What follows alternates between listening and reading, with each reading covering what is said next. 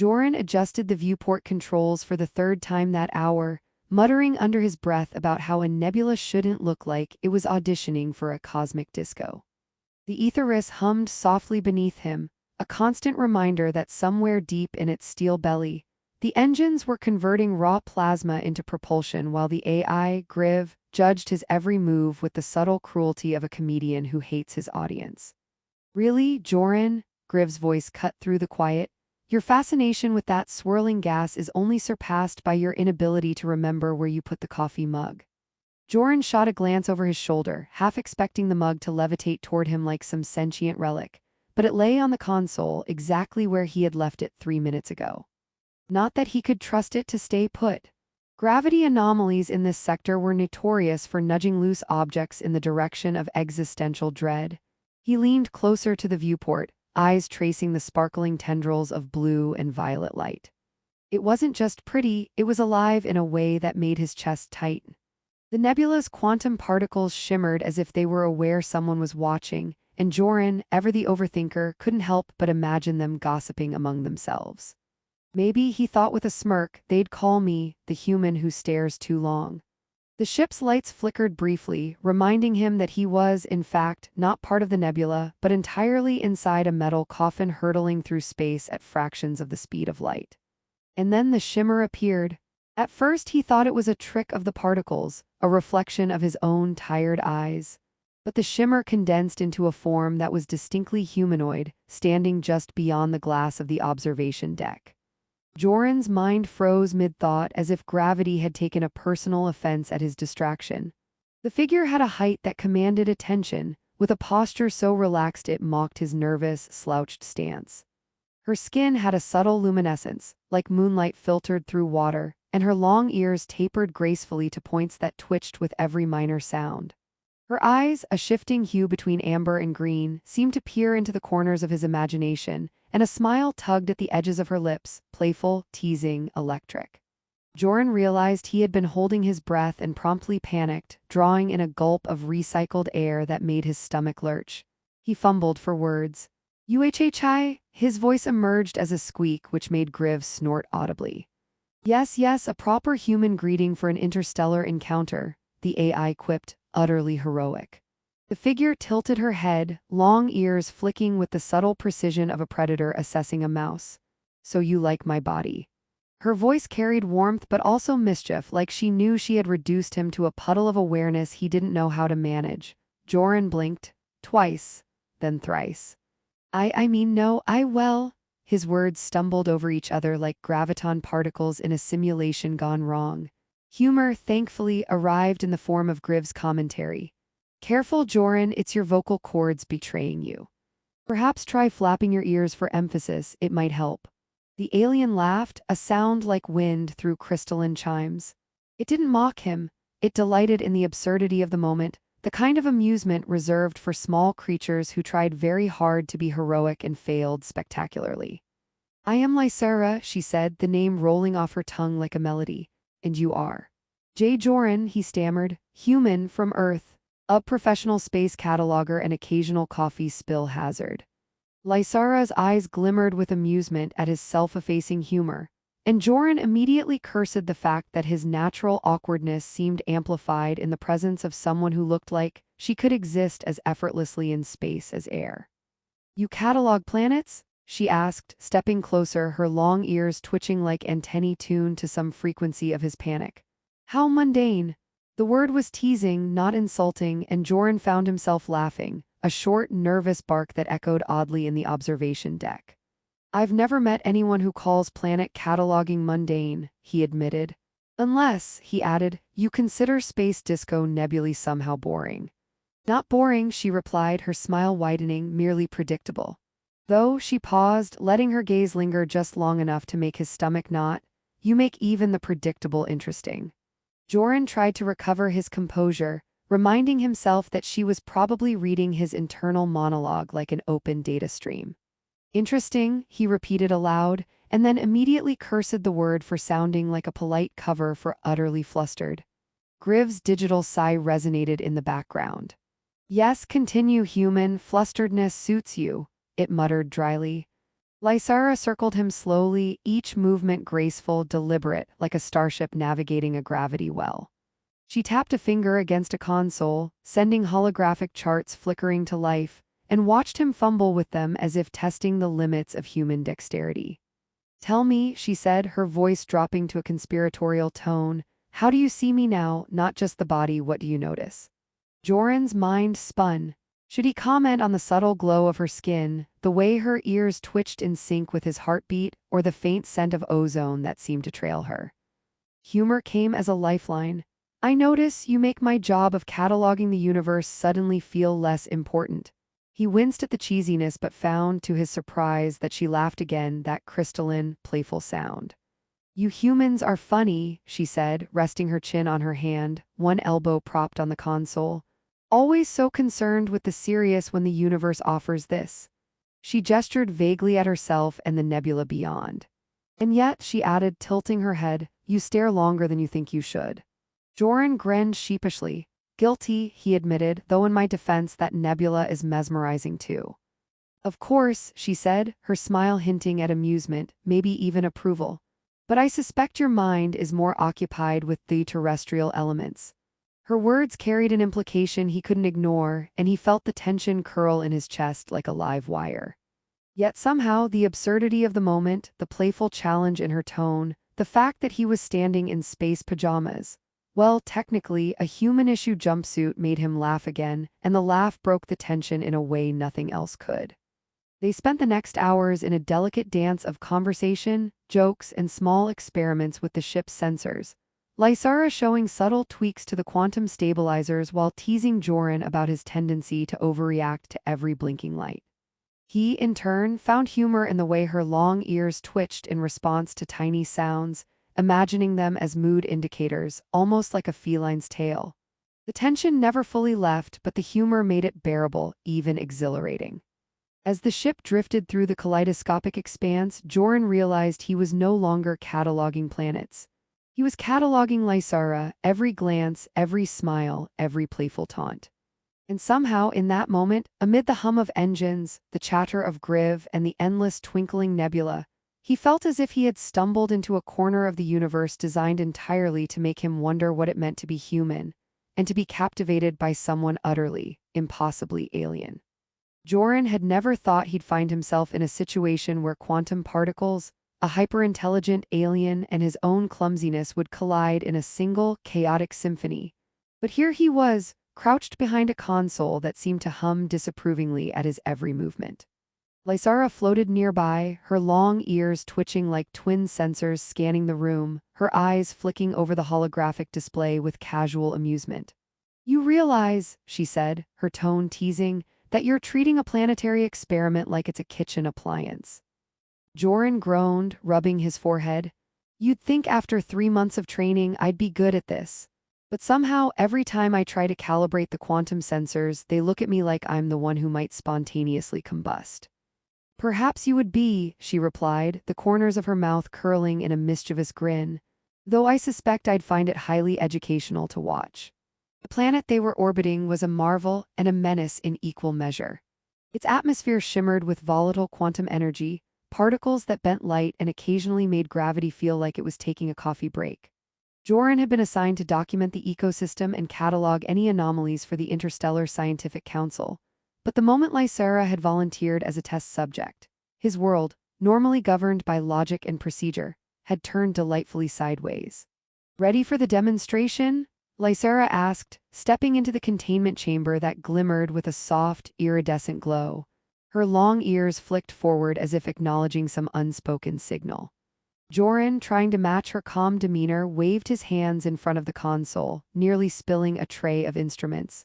Yes, demonstration, totally under control." Lysara laughed, a sound like wind chimes in zero gravity, and floated with a grace that made his clumsiness feel cartoonishly human. "Under control, you say?" she teased. "You look like a panicked starfish."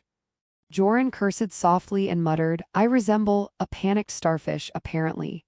Griv, who had been silently observing, injected, "Your resemblance is, in fact, more convincing than your competence, human." The chamber pulsed with a faint bluish light as Lysera extended her arms, inviting the particles to interact with her body. The quantum energy rippled around her, weaving in patterns that seemed to mimic her every movement. Then slowly her form began to shift. Subtle curves of human anatomy emerged beneath the alien shimmer, though her long ears remained, twitching as she tested each new sensation. Her skin caught the light like finely polished glass and her eyes sparkled with playful curiosity. Joran's mouth went dry and he reminded himself that he was a scientist, not a lovesick teenager. Fascinating, he muttered, trying to sound detached while accidentally leaning closer to the containment barrier than strictly advisable. Truly fascinating. The quantum particles react differently to your physiology than anticipated. Different than anticipated, Lysera repeated, her lips curling in amusement. You sound like a professor delivering a lecture on why the universe is boring. She flicked a finger, sending a cluster of particles swirling around her in playful spirals. Is this your idea of humor, human? Joran blinked, realizing he had been holding his breath again. Apparently, yes, he admitted sheepishly. IUH scientific humor. Ah, the classic human defense mechanism, she said with a laugh. Confused the observer with awkward verbal emissions. Her long ears twitched, almost as if applauding his attempt at improvisation. The experiment continued with unexpected turns. At one point, a minor quantum fluctuation caused Lysera's form to momentarily flicker back to her fully alien body, sending a pulse of energy that made Joran stumble backward. Okay. He shouted, waving his hands frantically, maybe less flickering next time, my reflexes are suboptimal. Noted, Lysera replied, floating closer, her eyes glinting with amusement. Though your reflexes are endearingly human, I find them educational. She teased him with an impish smile, and Joran felt a warmth spread across his face, the humor of the moment undercutting the sharp tension of potential catastrophe. Over the next hours, they moved through the chamber with a rhythm that was half science, half flirtation. Lysera experimented with different configurations of quantum energy, and Joran tried desperately to keep the data flowing, occasionally dropping instruments or inputting coordinates backward. Each mishap drew a laugh from Lysera, her long ears twitching in sync with the chuckle, and Joran realized that he was beginning to appreciate his incompetence. At least here, it made her smile. You humans are unpredictable, Lysera said at one point, spinning gracefully midair as a wave of quantum particles formed a glittering halo around her. You never know when panic will lead to brilliance or spectacular failure. Mostly spectacular failure, Joran admitted, ducking as a small energy pulse ricocheted from the containment field. Though I suppose it's memorable failure. Griv's voice chimed in dryly, memorable is generous. Embarrassing would be more accurate. As the day wore on, the experiment began to reveal unexpected patterns. The quantum particles interacted with Lysera's unique physiology in ways that suggested possibilities far beyond Joran's understanding. The particles didn't merely react, they danced, shifted, even seemed to anticipate her movements. He found himself studying her more closely than the data, noting the subtle way her long ears twitched in response to sound, the delicate curvature of her fingers as they sliced through the energy, the occasional amused tilt of her head when she caught him staring. Do you always stare like that? She asked suddenly, her voice soft but carrying a teasing undertone that made him freeze mid-action. Or is it just me? Sometimes yes, he admitted, the humor creeping in as a shield. It's scientifically justified, you're unusually compelling. He cringed internally at the awkward phrasing. Lysera's laugh rang through the chamber like starlight scattering across metal. Compelling, huh? I'll take that as a compliment, I suppose. Though next time try to maintain some composure. The particles might misinterpret your admiration as a gravitational anomaly. Joran chuckled, realizing he had been leaning forward again, entirely caught up in the oscillation of particles, Lysera's presence, and the ridiculousness of trying to remain professional. I'll do my best, he said. Though I'm beginning to suspect gravity isn't the only thing I'm failing to control. The experiment finally concluded with a crescendo of energy pulses, a playful swirl of quantum light that left both Lysera and Joran laughing, breathless, and exhilarated. As the containment field shut down, Lysera drifted closer, long ears flicking in satisfaction. You know, human, for someone who nearly tripped over the fabric of spacetime more than once today, you were adequate. Adequate, Joran echoed, grinning despite the embarrassment. I'll take that, and you were mesmerizing. He realized immediately how cheesy it sounded, but the warmth in her gaze reassured him that honesty had its place, even in moments of cosmic absurdity. As they left the chamber, the hum of the ship a steady undercurrent to their shared laughter, Joran knew that this mission was no longer just about cataloging planets or documenting quantum anomalies. It had become about understanding Lysara, her curious mind, her playful intelligence, her alien-human duality. And somewhere amid the experiments, the flubbed calibrations, and the occasional near-disaster, a fragile, laughter-laced bond had formed, ready to guide them into the unknown wonders awaiting beyond the nebula.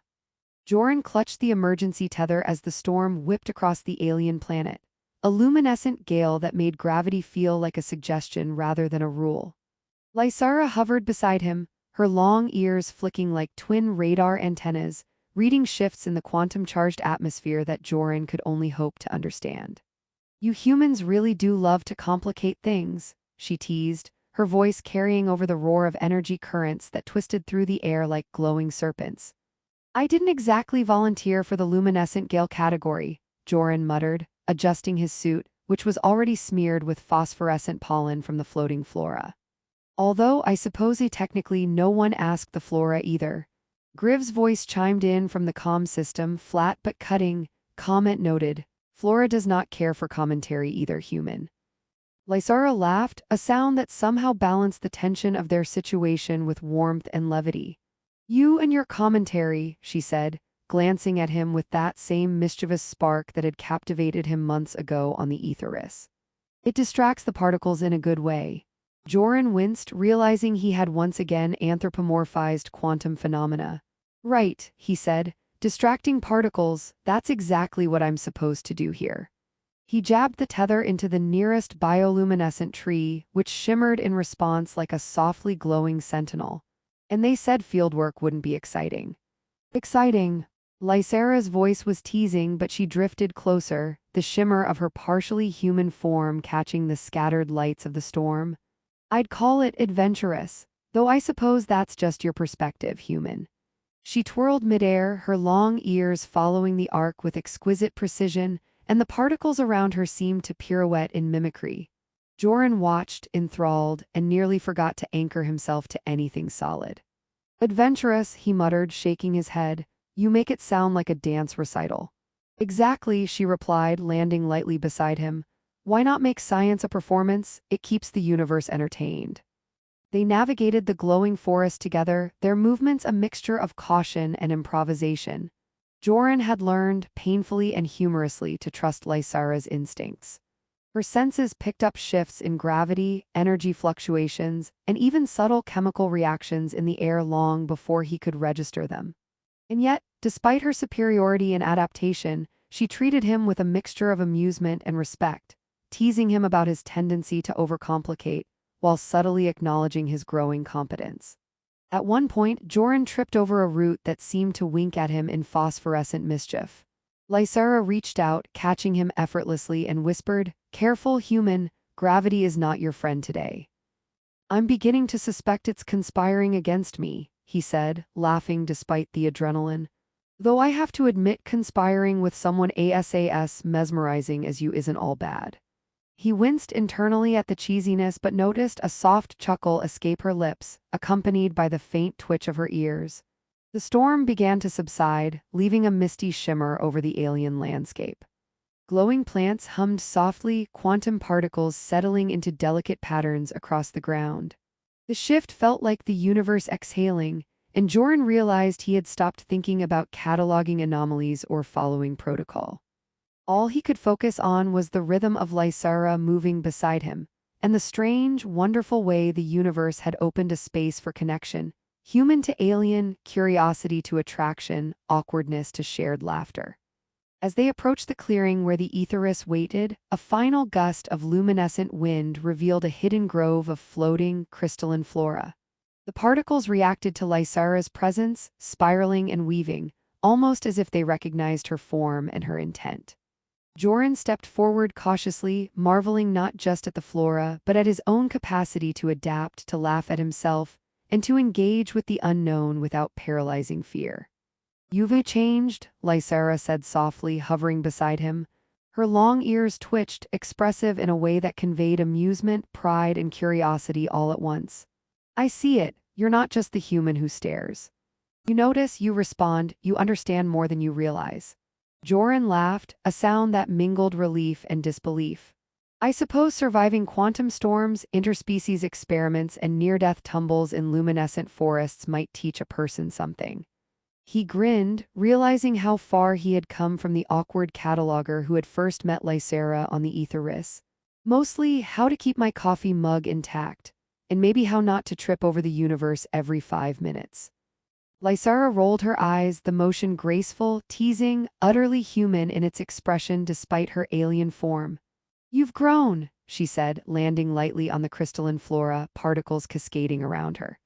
"And perhaps you've learned that the universe isn't always about data and observation. Sometimes it's about experience, connection, humor in the face of chaos." Joran nodded, feeling an odd warmth spread through his chest. He had spent so long cataloging stars, planets, and anomalies that he had forgotten the joy of unpredictability, the thrill of discovering not just a new world, but a new perspective, a new companion, a new spark of laughter in the dark. "Are we done cataloging for the day?" he asked, his tone joking, though a deeper sincerity lingered beneath the humor. "Or is there another adventure waiting just behind that glowing tree?" "Perhaps both," Lysera